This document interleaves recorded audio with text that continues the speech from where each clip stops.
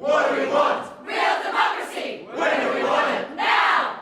What do we want? Real democracy! When do we want it? Now! Welcome to Real Democracy Now. I'm Nivek Thompson, and Real Democracy Now is a podcast for people who think we can and should improve how democracy works. This podcast looks at democracy from different angles to help you think about how democracy might be improved. Welcome to the final episode of Season 1 of Real Democracy Now, a podcast. In last week's episode, I spoke to two academics, Graham Smith and Brigitte Gazelle, who have developed analytical frameworks to assess democratic innovations. Each person's framework has different, although similar, components, and as I said in that episode, they each come to different conclusions about the effectiveness of deliberative mini-publics based on their frameworks. Both frameworks include a criteria relating to the impact of democratic innovations, and both suggest that having an impact is an important element. In today's episode, I speak with three academics who take a more critical approach to deliberative mini-publics. Interestingly, each of them takes issue with some aspect of the impact element. My first guest, Genevieve Fuji Johnson, highlights the failure of democratic innovations that she studied, which includes deliberative mini-publics and deliberative polling, to have any real impact on policy and decision-making. Christina La Font takes basically the opposite view to Genevieve. For her, deliberative mini-publics should not have any impact on policy decisions. Rather, they should be used to support the broader engagement of citizens. And Carolyn Lee's critique is that many democratic innovations, including deliberative mini-publics, appear to allow for influence or impact, but the issues they are asked to consider are often heavily circumscribed, and deliberative mini-publics are explicitly denied the opportunity to address the challenges underlying the difficult issues they are faced with.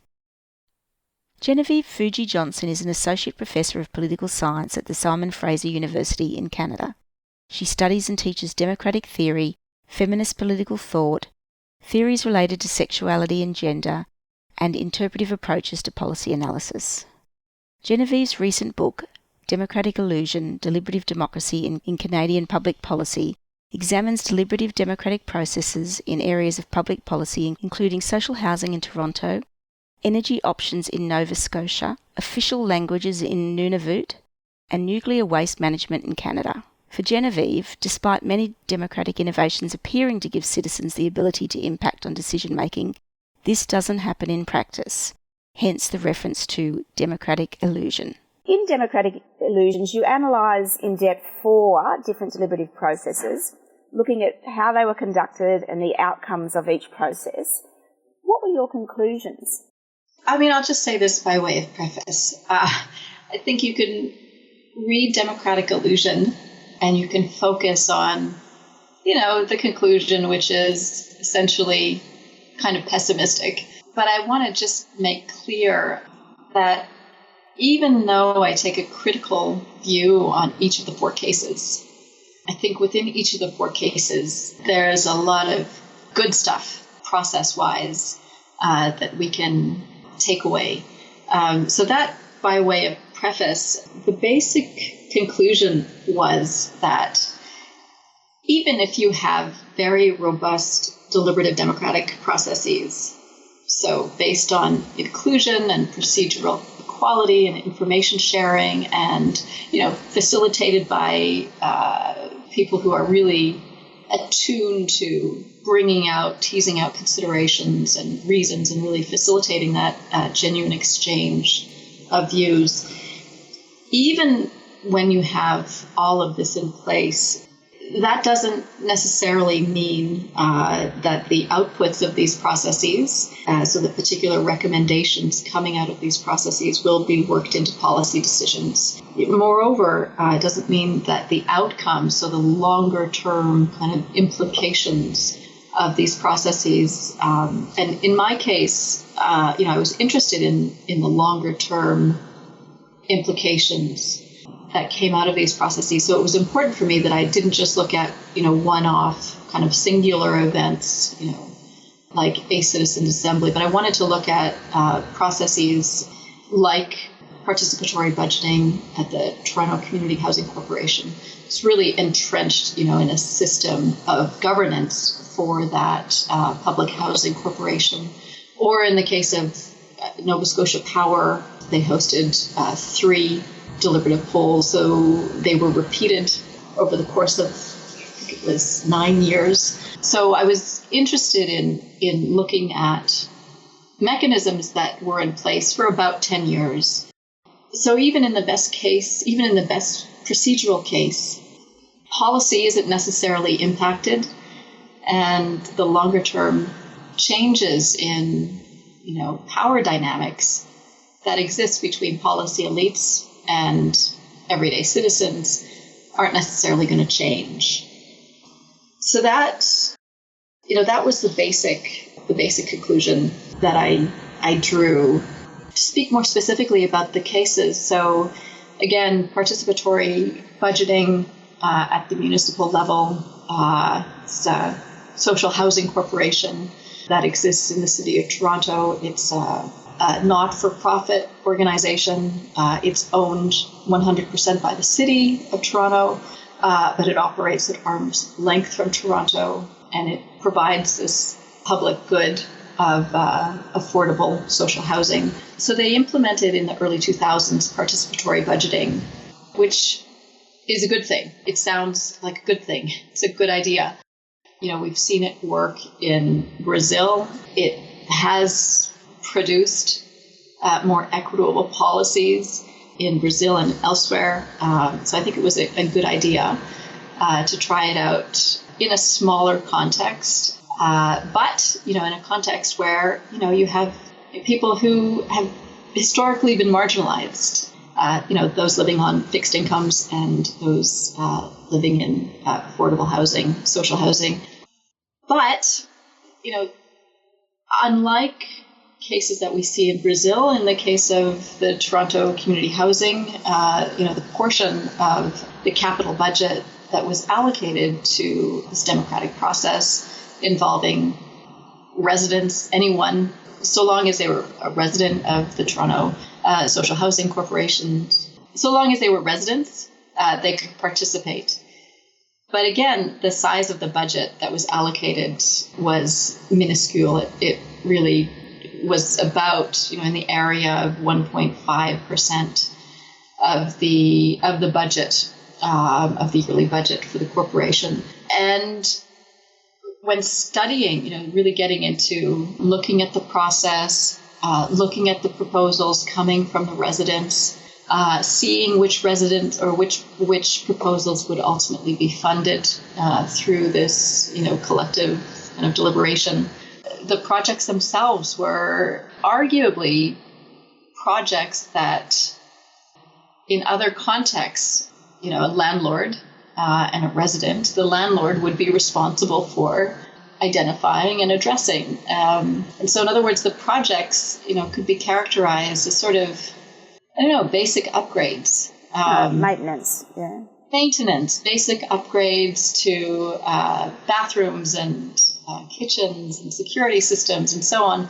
And so I found sort of when studying this case in detail that the scope of the decision-making was really limited.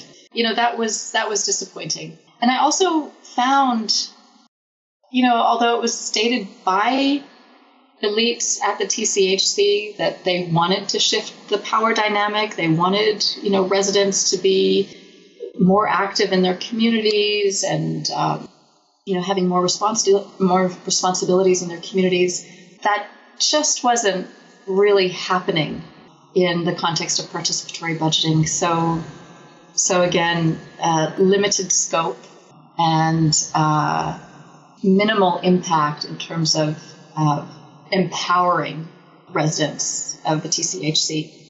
So I think we see a similar kind of trend in the other 3 cases that I look at. The case of Nova Scotia Power and its deliberative polls. Again, elites at Nova Scotia Power, I think they genuinely believed in the importance of mounting these polls, of holding these polls, and of hearing from Nova Scotians about energy options, including options for conservation programs and policies, as well as options for renewable forms of energy. But again, when looking at the details of the case, despite these being deliberative polls, which is a methodology that's been developed and tested multiple times by James Fishkin from Stanford University, a great methodology. Despite all of that, arguably, these polls had very little impact on decisions made by Nova Scotia Power around conservation policies and around bringing on more renewables into their energy portfolio. So much more decisive were stakeholder negotiations, or traditional stakeholder negotiations, and provincial and federal policies requiring the province to move away from its dependency on coal. So here again, limited scope, limited impact is a trend that we see in this case. And I think the same can be said to the Nuclear Waste Management Organization's consultation process, which also was very impressive. So the Nuclear Waste Management Organization is a private, non-profit organization.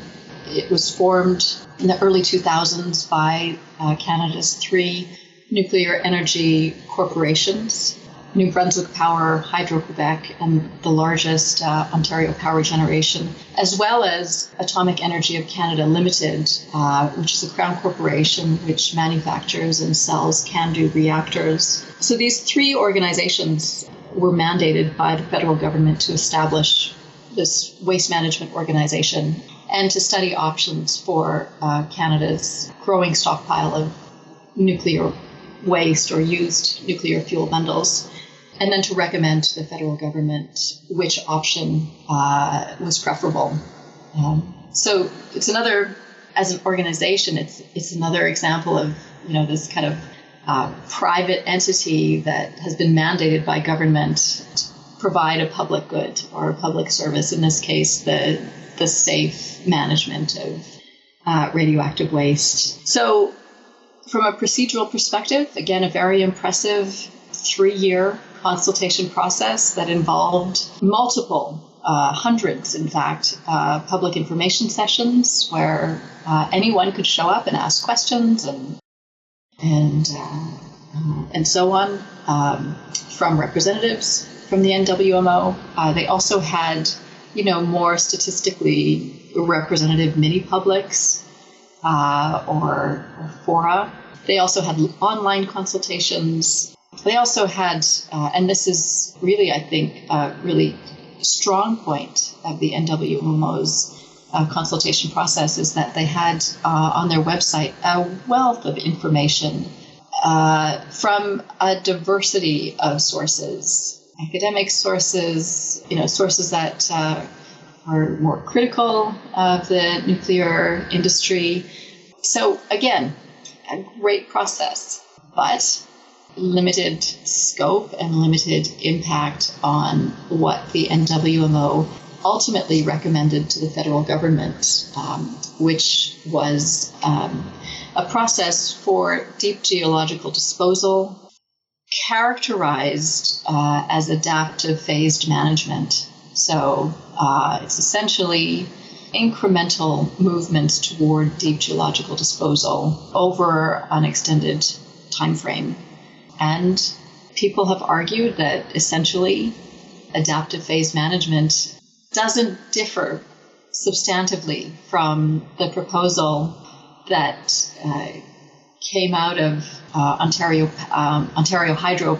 Back in the day, it was in Ontario Hydro in the late 1970s and into the 1980s. So in other words, the option for deep geological disposal has been an industry preference for several decades. How would you characterise the position that came out of that consultative and deliberative process? What were the people saying they wanted?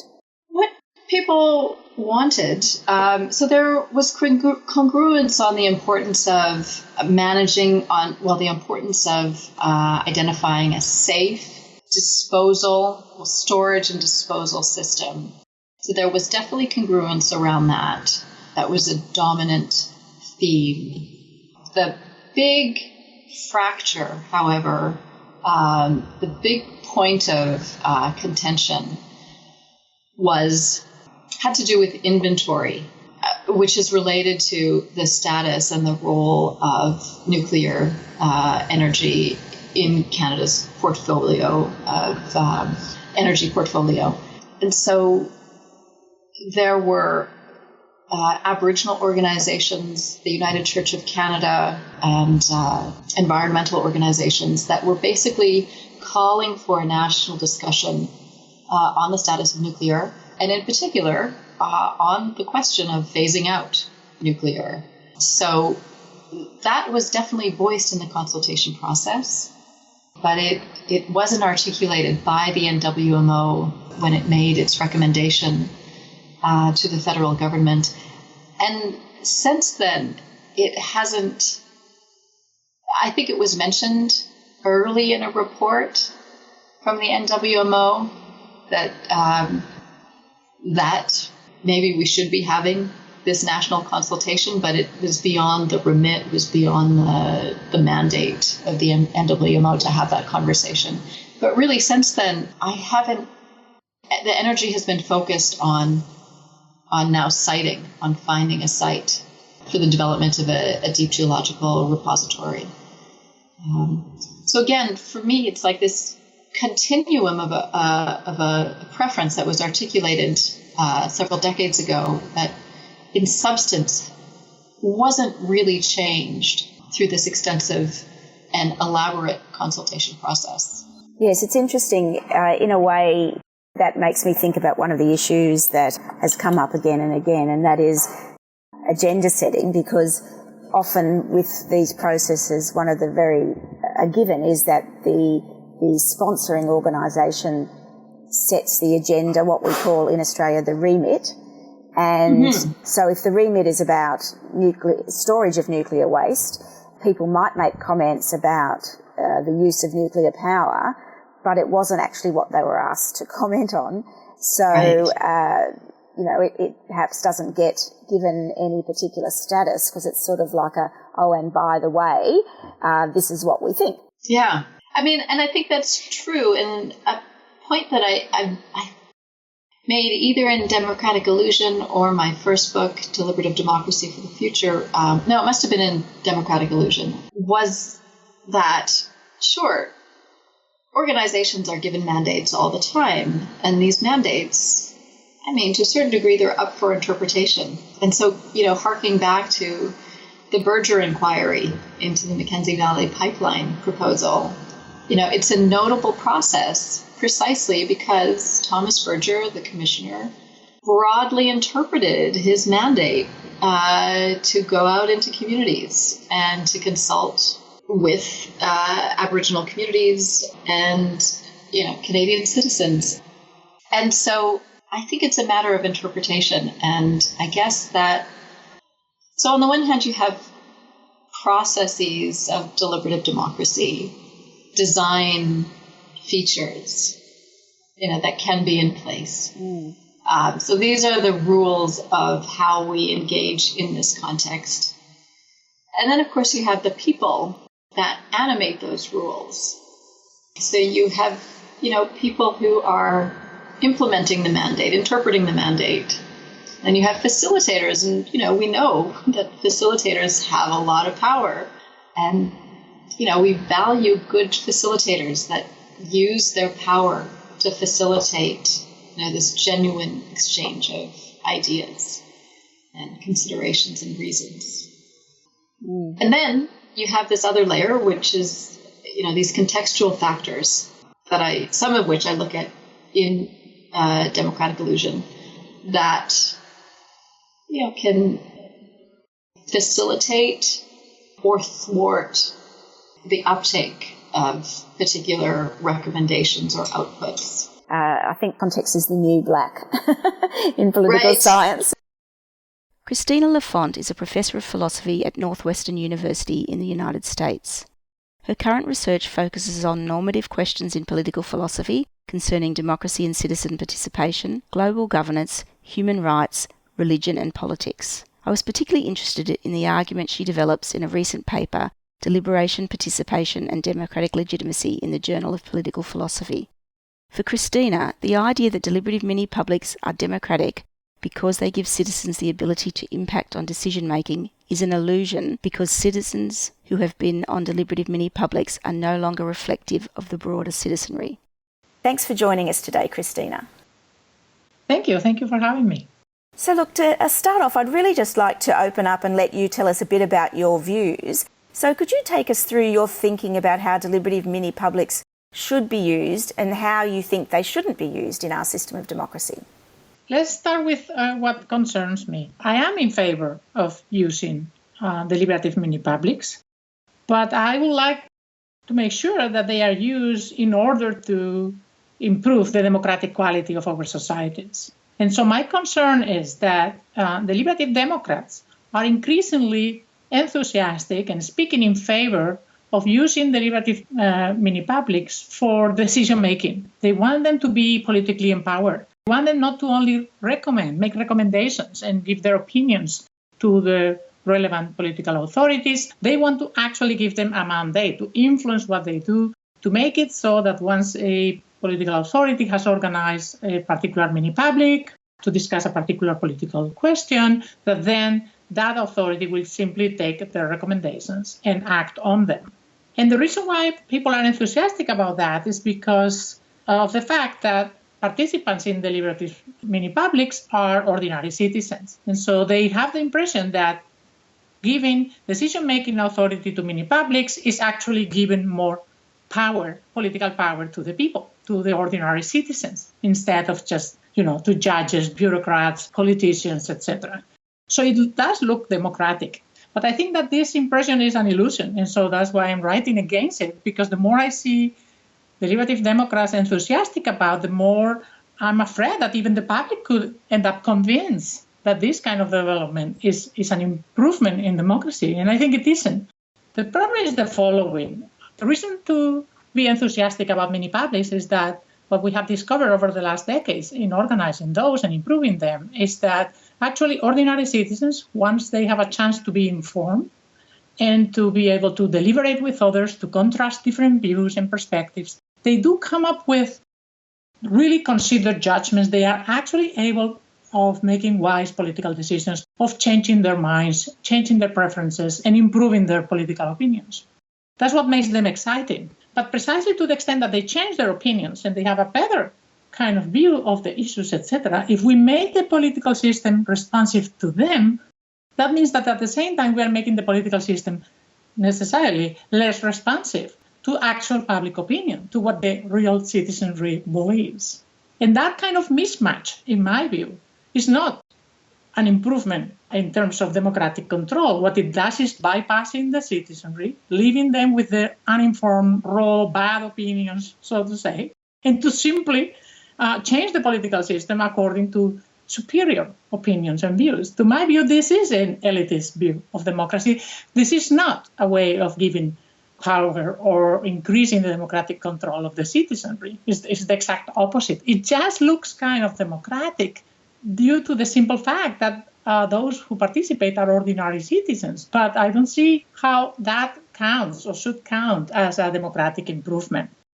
And so in a piece that I'm writing now, that I take up the challenge to actually say, well, then what will be democratic uses of mini-publics? So I think that empower mini-publics, giving them political decision power against or regardless of what the general opinion is or what the citizenry believes, is not a democratic use. But I can think of at least 3 democratic uses. That's what I'm arguing in my new piece. So I call them contestatory, vigilant, and anticipatory uses. And the whole idea is to think, okay, so we think that a society is democratic to the extent that there is a kind of alignment, that there is a connection between the actual policies to which citizens are subject and their opinions about what those policies ought to be.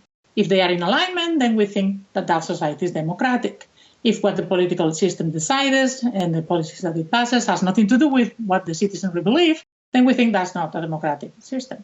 So now here we have, in addition, the mini-public's opinions, right? It's a third kind of element. And so there can be different alignments and misalignments between the three.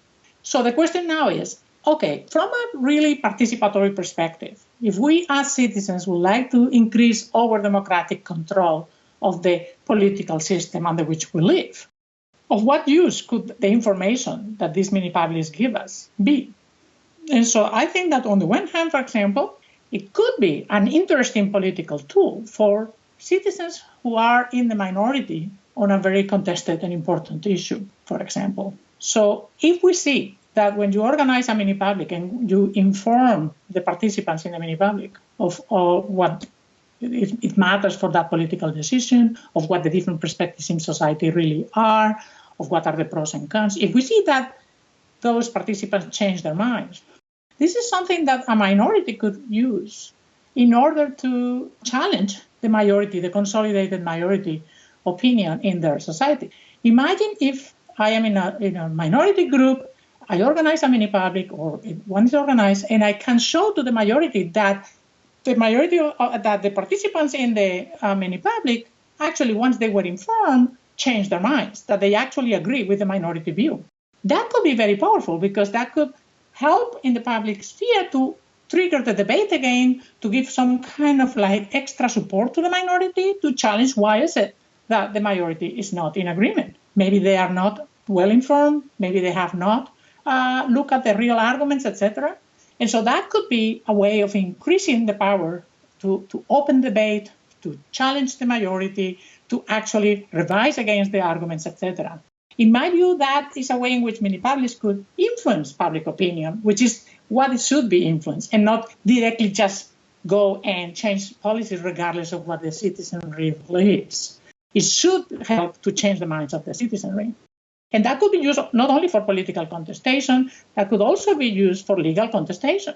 The same could be used, for example, imagine some civil society organizations or social groups, etc. They could use the recommendations of mini-publics in filing amicus curiae briefs to the Supreme Court, for example. They could try to show that the majority opinion may actually not be sufficiently informed, that actually there is a chance that if they look at the arguments and get all the information, they may change their minds, and they could provide as evidence the fact that the mini-publics changed their minds. That use of legal contestation could also be democratic, especially because I wouldn't want to give those mini-publics any kind of authority. I wouldn't say, well, then the Supreme Court has to react and even accept the opinions of the mini-publics.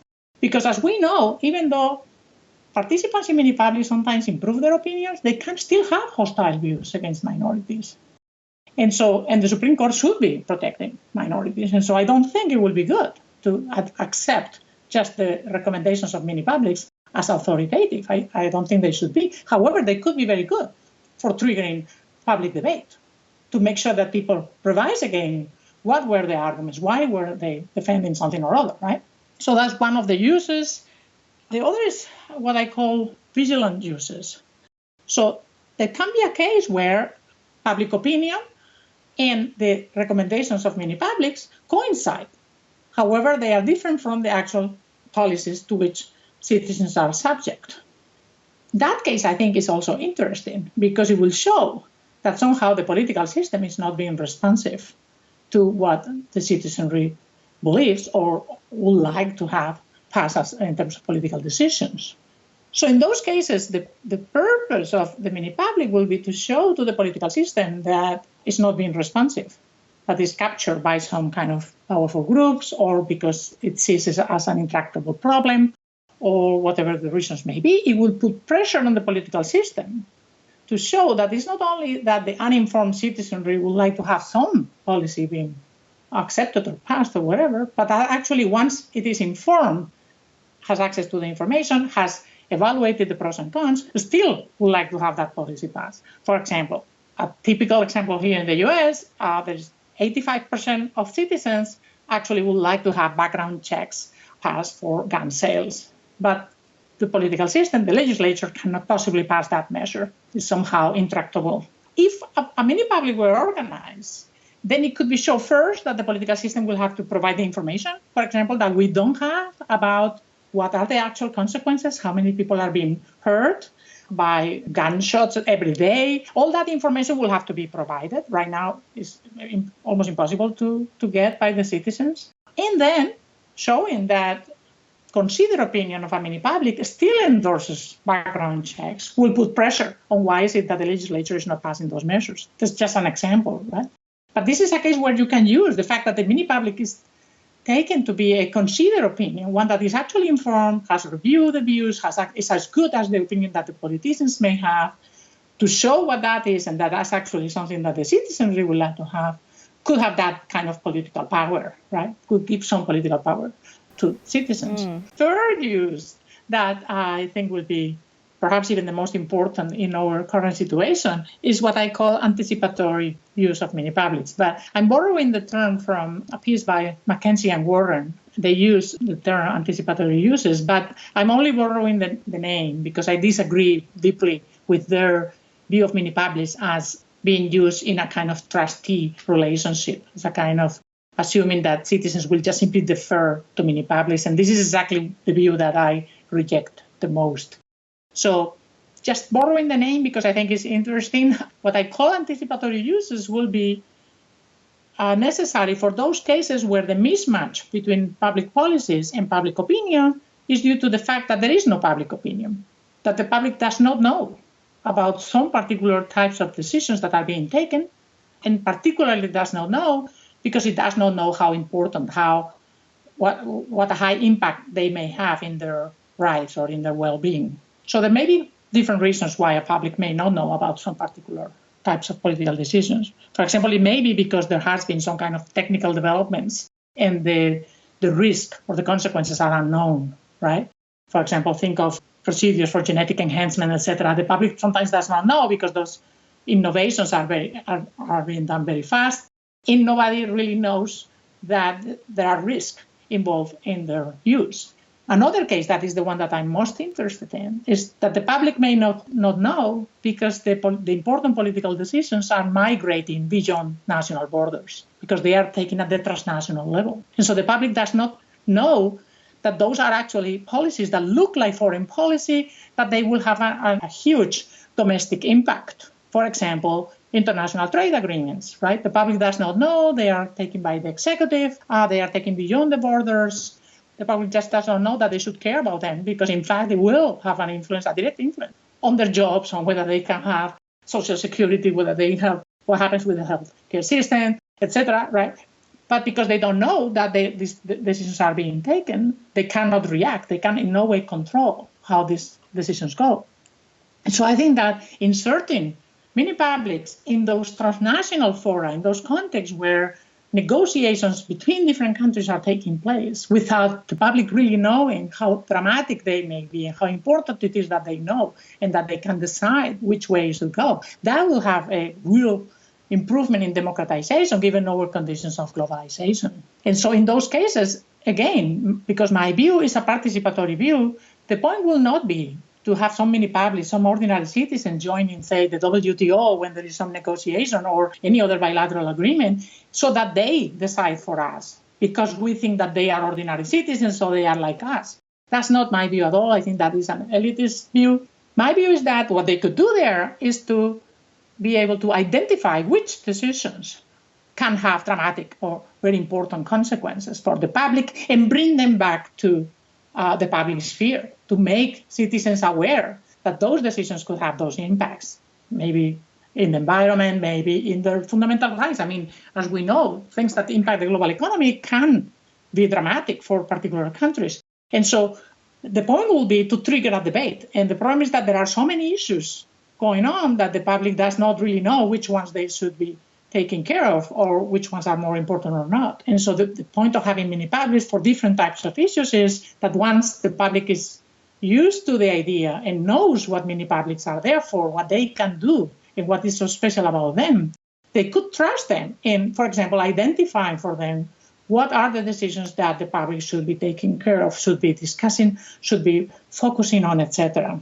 Right? That's another use. But in general, as you can see, for me, the only uses that are legitimate from a democratic point of view, the only ones that really help citizens to have more control rather than less on how their political system works, are those that connect the information from the mini-publics to the rest of the citizenry and not connect them directly to the political system and simply bypassing the population and just forget about them, what their opinions are, what they think matters, etc. Right? That's what is peculiar, so to say, of uses that I will consider democratic, as opposed to the ones that would like to empower mini-publics, but just simply as a shortcut, as something that leaves the citizenry as it is, in their uninformed, just apathetic or whatever it is, political situation. Yeah, that's great. Could I just follow up a couple of issues? So you've spoken about the fact that deliberative mini-publics, in a sense, don't reflect the broader citizenry. And, you know, I know some of the arguments here are that because they're educated about an issue, they're no longer, if you like, representative, which is one of the key features of a mini-public, is that they are a little microcosm of the community. But right. In terms of the key concept in deliberative democracy is this being informed and understanding other arguments and so on. To me, I wonder about that being a critique of deliberative mini-publics when really it's just about demonstrating that, in fact, opinions can change as a result of information, and that by having a sort of a representative group, you're getting a sense of how they might change. What's your thinking? Right. No, I think that is what makes them so interesting. And I'm fascinated by it too. And that's why I would like to use them in a way that is fruitful for improving public opinion, right? So showing that the opinions of mini-publics can improve once they have access to information and to a variety of perspectives that usually the public is not aware of, for example, right? Marginalized voices, affected people who don't have access to the public sphere, etc. Once you have that, you can see how much better we could be, right? How much better public opinion could be. But what you cannot do is to say, well, then let's get rid of public opinion, right? Who cares about public opinion? Let's just make the political system sensitive to mini-publics, right? Yes. That is not what we want, because to be democratic means to realize that it's wrong to force into compliance others, that you should be your co-citizens, you should see them as having the same right to be co-legislators as you do, right? And so if you want to improve the nature of the decisions, then you have to change their minds. You have to convince them. You cannot just simply go and coerce them into compliance. I mean, you can, but then you are in an authoritarian regime. It's just one that is benevolent and tries to have the better policies, right? But that is not democratic. I'm fascinated by the fact that the public can learn, but then we should use that in order to help the public learn, rather than to say, no, let's impose on them the better policies against their will and their opinions, instead of improving their opinions. First of all, I think empirically, it just would not work, right? Imagine if in the long run, after decades, really, the public got used to have mini-publics making their decisions. And in fact, the opinions of mini-publics do change. So imagine if mini-publics had been decided on same-sex marriage 15, 20 years ago, right? Well, that will be like what is called here activist judges, right? I mean, you will have backlash. You cannot legislate against the population if you are in a democracy. So you could have passed same-sex marriage much earlier without changing the mind of all the public, which would have been a shortcut, right? But it wouldn't have bring anything, because the public will have opposed those policies. There will have been backlash. There is no way around. You're stuck with the people you got in a democracy. You just have to change them. You have to improve them. And if you change their views, then you have a democratic polity, because then the policies they are under are those that they can endorse and they can identify with.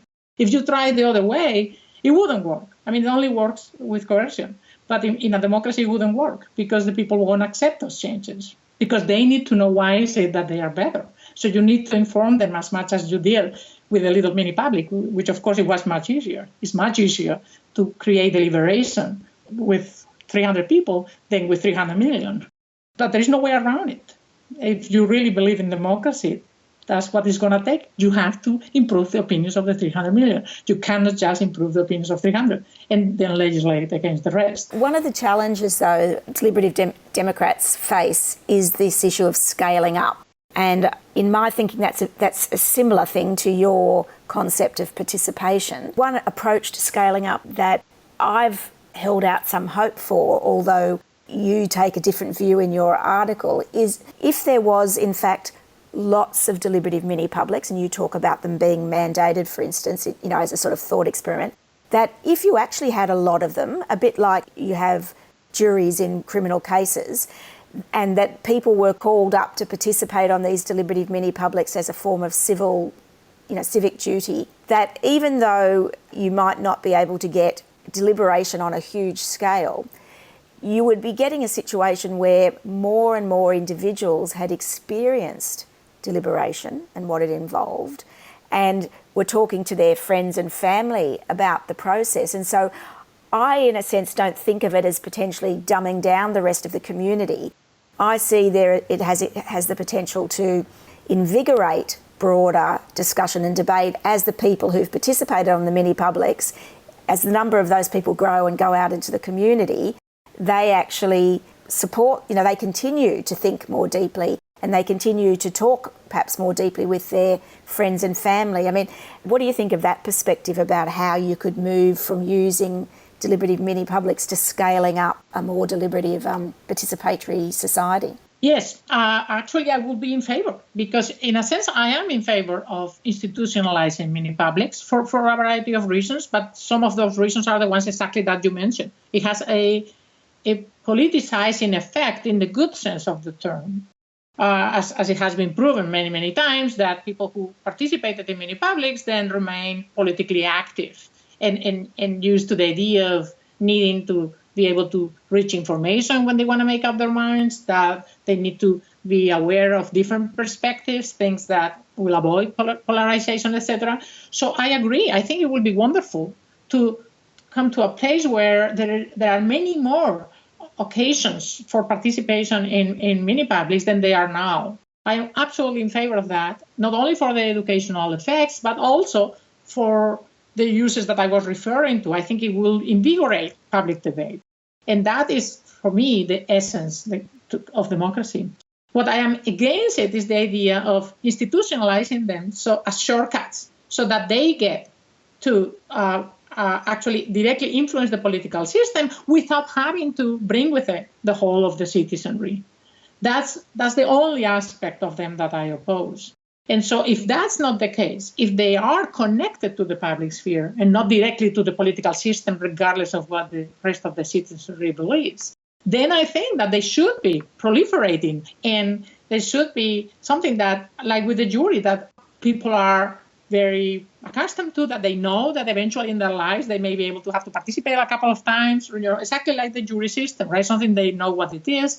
Otherwise, the uses that I was referring to before will not be possible because citizens will need, for all the speculation we have here about what is the potential of mini-publics, say, I don't know, in 2 decades or something, right? I'm a philosopher, so I'm thinking kind of like in terms of the future. What could possibly be the potential of mini-publics? All the uses I've mentioned before will be completely useless if the public does not understand what is a mini-public. Because why should that opinion have any kind of authority? What would be so interesting about that opinion? They wouldn't understand, for example, that mini-publics really achieve a level of inclusion and of diversity that usually there is no other political fora in normal societies that has that level of diversity. People need to know that usually when you have deliberation in the public sphere, as represented by the media, marginalized groups never, ever get a hearing. You never really know what's their problem, what will be the view that the public will have if they could listen to them, right? However, you can't do that in a mini-public. You can actually improve the level of diversity. You can improve the voice and the presence of marginalized social groups that may be very relevant for the decisions in question. And so the public will need to know all of that. They will need to know also that because they are randomly selected, they cannot be so easily captured by interest groups, that they cannot be co-opted by politicians, and therefore those opinions are likely to be independent and impartial and really for the public good. They need to know that those are informed opinions, that you really can get all the information you needed, that there will be deliberation because in most cases there are moderators that help to make sure that no one is actually hijacking the conversation, right? So you will need that the public knows all of these peculiar features of mini-publics in order to appreciate why it matters. Why should one listen to them, right? And the only way for that will be to really generalize their use so that as many citizens as possible have either participated or at least heard of that, or have friends who have participated, right? In the same way in which people do know how juries work. They have a sense of what they are, even if they maybe have never participated yet. So we will need that kind of like a widespread use for any of the speculations about what the fruitful uses could be to really have any chance at all.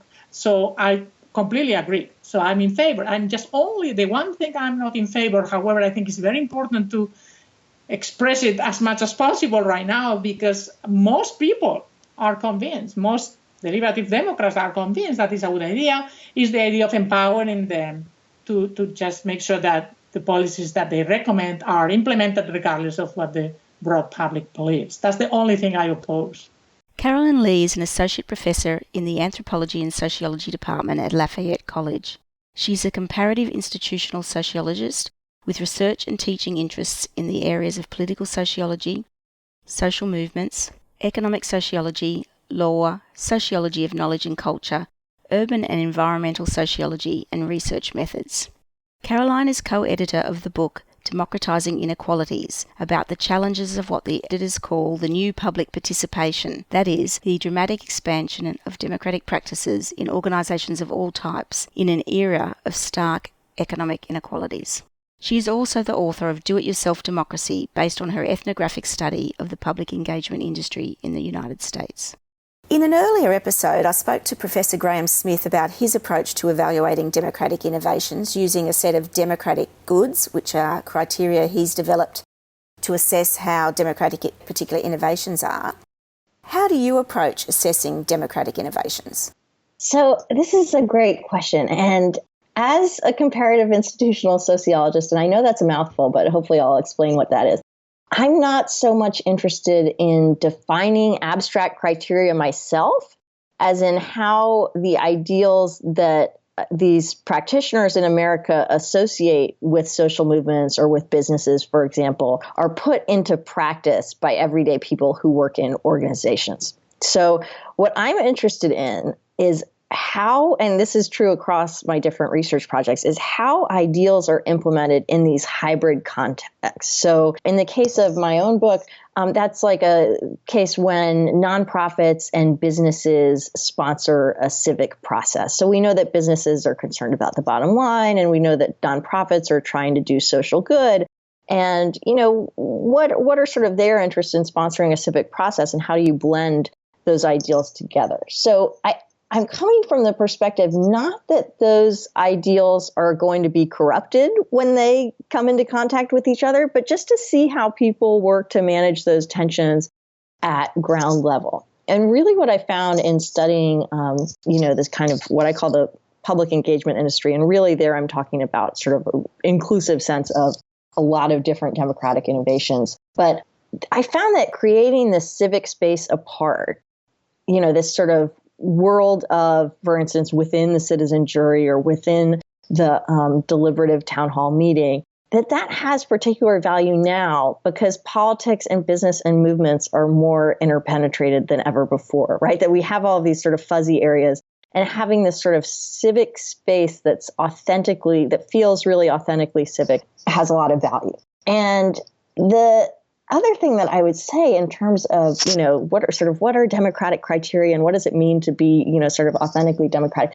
I'm really interested in what even these, when we're looking at these processes that a lot of scholars have seen as, this is just an ideal process taking place on the ground. I'm interested in sort of looking at them empirically. And what I found in a lot of these processes, at least in the US, was that they blend this sort of nostalgia for purer politics that I was just talking about with a lot of really contemporary values like social justice and accountability. And then there are these other cultural threads. So there's positive psychology and there's sports fandom that gets sort of wrapped up into the new public engagement. So from my perspective, it's not so much, I'm not interested in sort of isolating those democratic ideals or those democratic criteria, but in seeing how sort of muddy they are, right? How much their appreciative inquiry is drawing on positive psychology and sort of new age practices and things like that. So power, growing socioeconomic inequality and unreconcilable differences are themes in the book that you recently edited. democratising inequalities. How do you understand the impact of these different things in our system of representative democracy, and I suppose in particular in regard to the role of citizens? Thank you so much for, your interest in democratizing inequalities. And let me just say, I have to thank my co-editors, Ed Walker at UCLA and Mike Macquarie, who's at the London School of Economics, because we really are equal partners in this project. But this idea of power and socioeconomic inequality was just really central to why we thought this book was necessary. There was a lot of talk in the political science literature about democratic innovations and ideal conditions, without much attention to the fact that, at the precise time that these innovations have been exploding in popularity, so the sort of late 90s and 2000s, we're also seeing this dramatic expansion of economic inequality. And that doesn't mean that deepening political equality, that increasing political equality causes economic inequality or vice versa, but that we all thought that we need to look a lot more closely at all the different kinds of relationships that might obtain there. So the book is just, a bunch of chapters that we assembled of different ways that we thought, we might sort of explore that relationship more deeply, whether it's from patient activists who are trying to get attention for rare diseases by investing in drug companies and doing advocacy at the same time. So really sort of unusual cases, but that we hope sort of flesh out that we've got this situation right now where we might have more opportunities for political speech. We might have more political equality, but we're not seeing the same in social and economic equality. And I will say that our introductory essay to democratizing inequalities has a lot about sort of the different fates of the idea of popular democracy, of more not so much representative democracy, but of the sort of wisdom of crowds. And that there have been lots of times in American history where that hasn't been celebrated, and then lots of times that it has. And I think if anything, when the book came out, we were sort of at peak celebration, and now in this sort of post-Trump moment, we're really seeing people critiquing the sort of wisdom of the crowd as well. And so what we really wanted to do was just to sort of historicize those relationships. Thanks. An issue that you highlight in your book, Do-It-Yourself Democracy, is that elected representatives often ask citizens to solve particular problems without really giving them the power to consider the underlying inequities. And for me, one of the things that I wonder about is whether in the globalised world we live in, with many international companies actually being larger than individual countries, not America, of course, but some smaller countries, right. Do elected representatives actually have the power to address many of these underlying inequities? This is really key to the book, was that public engagement innovations, I just wanted to sort of get a grasp on how they were being deployed on the ground. And it turns out that they're being deployed in a lot of different contexts by a lot of different actors. So when we sort of think of the, typical town hall meeting, you're thinking of a public manager, or elected representative, or somebody who's working in government, who's sort of having this civic event to get feedback from a broad cross section of the general public. But what I found was that companies are often the ones running these processes or sponsoring them.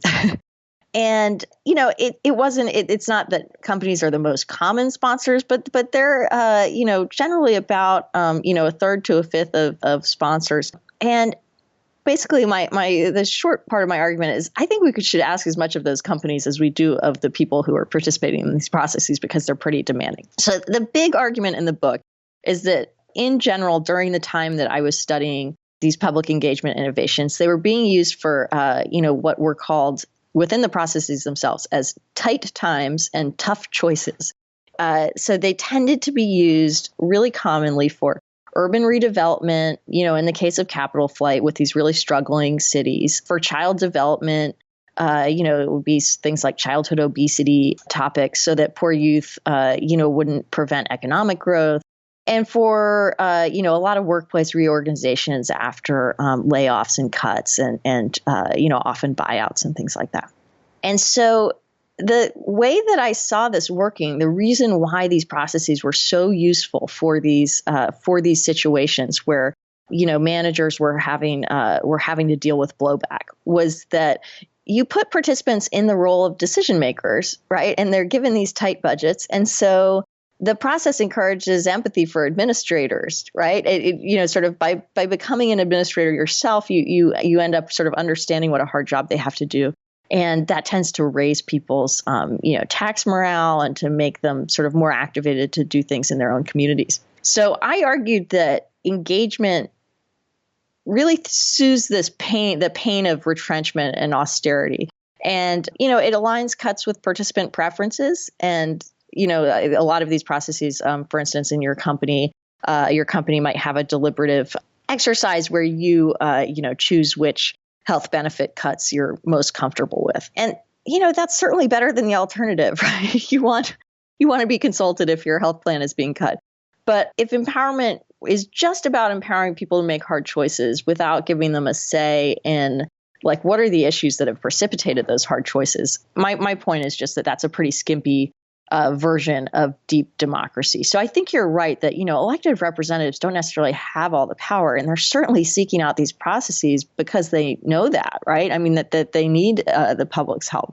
But the aspect of this that I really object to is this idea that sponsors and clients are framed in these processes. And so when I say sponsors and clients, often, even in public processes in the US, for instance, I focus on one case study on rebuilding for New Orleans post-Katrina.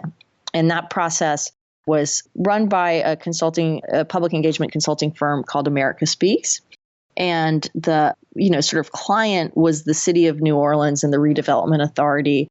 So, it was public actors, but the sponsors were Daimler Chrysler and, other corporations and a lot of national foundations. My complaint here is that the sponsors tend to be framed as fellow stakeholders who are just there to help promote the individual actions participants should take. And so, a classic example of this is these childhood obesity dialogues tend to be sponsored by agribusiness companies and the food industry, and the public is sort of encouraged to do healthy eating and exercise. And then the comments about how the agribusiness industry should contribute is, they should engage in social marketing that's going to promote that healthy eating and exercise on the part of consumers.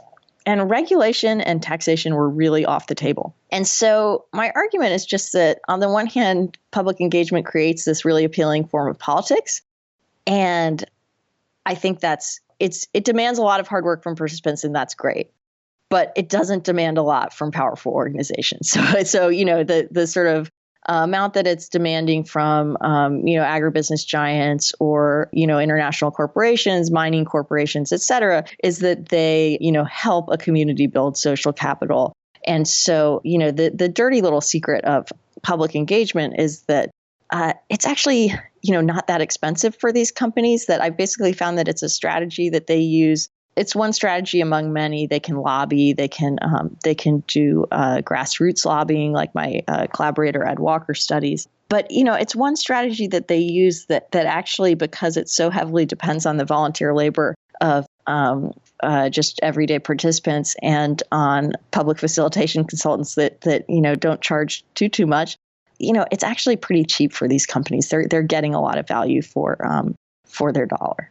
My experience with a lot of these processes picks up one of the points you just made around the agenda is set by the sponsors or the clients, whatever you want to call them, and the ability of the participants to move outside the terms of reference set for their discussions, as you said there, to regulation or something else, is often limited depending on what the contract is between the professional facilitators that have been engaged and the sponsor/client. It may be that they say, look, we're asking this question and that's the only question we want answered. We don't want to know anything else. So that does limit the processes, I think. Exactly. And, all professional facilitators are sort of used to that parking lot where you put those other concerns because, of course, they're going to divert the conversation and they're not going to be productive to, that immediate process that's within the contract. But yeah, I mean, I think that, sort of asking at what level, at what other levels,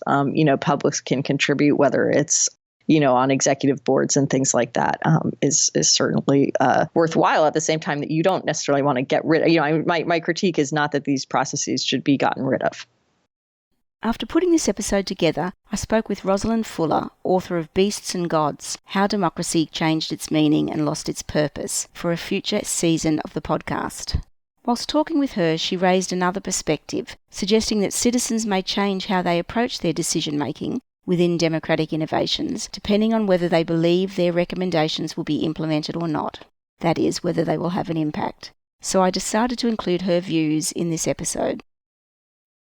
You need to show a causal relationship between what comes from, people, what are the things people want to see, what initiatives can they take, and then show that can actually have a result. I think this is a big problem in our societies. How they're constructed at the moment is that there is a lot of distrust of, the people, what the people would decide, and so therefore there is always an element of control at one end or the other. We have something similar in Ireland. We had a constitutional convention a little while ago, and currently we have a citizens' assembly deciding on how we should regulate abortion in the future, which is a very controversial issue in Ireland. So we see these issues being farmed out to small, very, very small groups of randomly selected citizens. But as you say, the level of their activity is very carefully circumscribed, and they tend to be used in those cases where politicians do not want to take responsibility for the final decision because it's a controversial subject matter. So yeah, I think this is a key thing, is to show, does your action have a result? Can it have an impact all of the way through? Can an initiative result in a decision that you actually end up living under?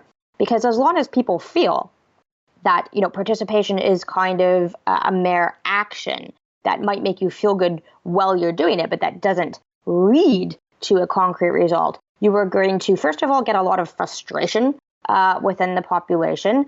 And secondly, you're going to get people being quite apathetic because they don't feel that their efforts are leading to any firm conclusions that you can really get your teeth into. So I think that we kind of have, as you're saying, like a lot of different parts, but they're not being put together in a conclusive manner that really would encourage participation and encourage people to take a hand in decision-making directly.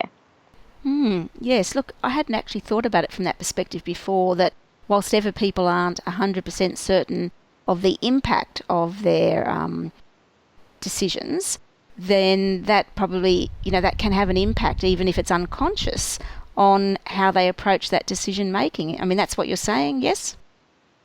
Yeah, I think too, when people know that that what they say is not going to have a direct consequence, then it encourages you to be somewhat irresponsible.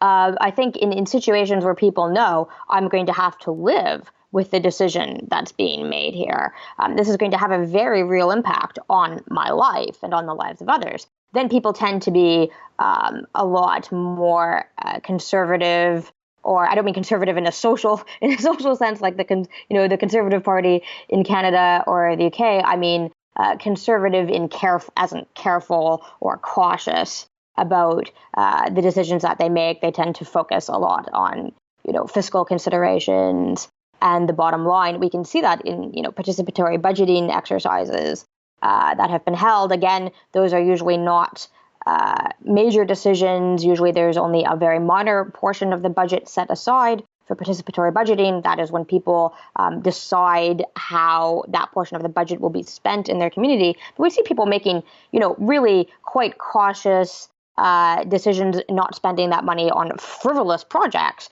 because they know that money is going to be spent. They're not going to have it later. They're going to have to live with whatever decision they make. And when you tie that together, when you tie the decision to the consequences, people have an incentive to act more carefully and cautiously, not with the kind of hyperbole or sensationalism that, for example, we often see in media discussions of issues, because that is just a discussion that doesn't have an impact in real life. That concludes Season 1 of Real Democracy Now, a podcast. Thank you for joining me in this adventure to look at democracy and the democratic innovation of deliberative mini-publics. In Season 2, we'll be looking at the history of democracy, the dominant model of representative democracy, what is working and what isn't. Whilst I've already sketched out some ideas for Seasons 3, 4 and beyond, I'd love to know what you'd like covered in future seasons of the podcast. Please let me know on Facebook, via Twitter, or send me an email to nivek@realdemocracynow.com.au. I'll be taking a break from releasing podcasts while I put together Season 2, which will start up again in mid-March. I hope you'll join me then. Thanks for listening to Real Democracy Now. You can find more about today's topic in the show notes at www.realdemocracynow.com.au. If you enjoyed this program, please subscribe to this podcast, write a review, share the podcast with your friends, and join the conversation on the webpage or on Facebook or Twitter. I'd love to know what you think is the essence of a real democracy.